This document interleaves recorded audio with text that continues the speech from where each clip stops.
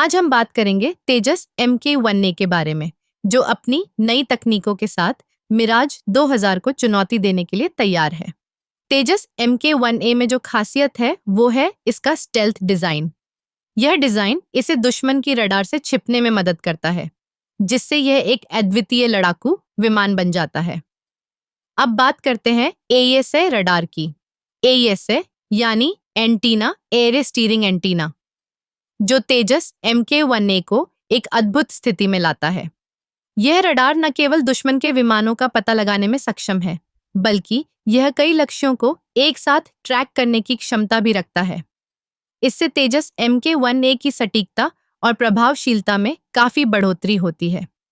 जब हम मिराज 2000 की बात करते हैं, तो यह एक प्रतिष्ठित विमान है, लेकिन तेजस MK-1A की तकनीक इसे एक कदम आगे ले जाती है। तेजस MK-1A का हल्का वजन और उच्च गति इसे अधिक गतिशील बनाता है। इसके अलावा इसकी उन्नत एवियोनिक्स और हथियार प्रणाली इसे एक शक्तिशाली विकल्प बनाती है। तेजस MK-1A की एक और खासियत है इसकी मल्टी रोल क्षमता। यह न केवल एयर टू एयर लड़ाई में सक्षम है, बल्कि ग्राउंड अटैक मिशनों में भी उत्कृष्टता दिखाता है। इसका मतलब है कि यह एक बहुप्रकारी विमान है जो विभिन्न प्रकार के मिशनों को सफलतापूर्वक पूरा कर सकता है।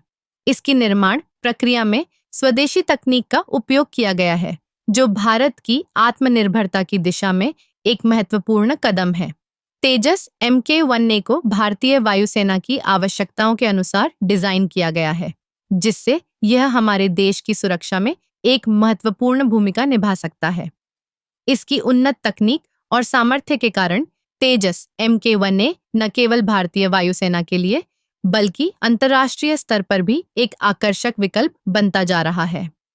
तो जब हम तेजस MK-1A की तुलना मिराज 2000 से करते हैं, तो यह स्पष्ट है कि तेजस MK-1A अपनी तकनीकी विशेषताओं और सामर्थ्य के कारण एक नई ऊंचाई पर पहुंच रहा है।